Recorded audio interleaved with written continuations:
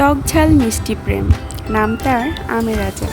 প্রথমেই শুকনো খোলায় ভেজে নিচ্ছি 5 ফোড়ন আর শুকনো মরিচ। আর আচার মানেই একদম খাঁটি সরিষার তেলে এটা বানাতে হবে। যে কোনো আচারে রসুন ব্যবহার করলে এর স্বাদ কিন্তু দ্বিগুণ বেড়ে যায়। আচার বানাতে এবার অনেকটা লেট হয়ে গেছে, তাই লাস্টের দিকে এসে আর টক আমগুলো পাওয়া যায়নি, তাই ফজলি আম দিয়ে করা হয়েছে। এখানে 2 কেজি আমের মধ্যে আমি নিয়েছি হাফ কেজি পরিমাণ গুড়। আচার বানাতে গেলে কিন্তু অবশ্যই ধৈর্য আর মনোযোগ লাগে।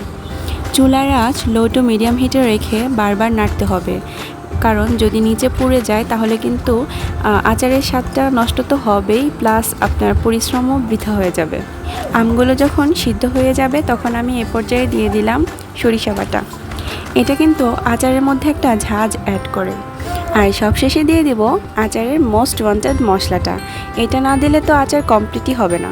মশলাটা দিয়ে কিছুক্ষণ জাল করে আমি ভালো করে নেড়ে চেড়ে আচারের ঘনত্বটা সসের মতো করে রেখেছি, যাতে আমি আচারটা ডাল, খিচুড়ি বা শুধু শুধু খাওয়ার পাশাপাশি বিভিন্ন ধরনের স্ন্যাক্স আইটেমের সাথেও খেতে পারি। Thanks for watching my video.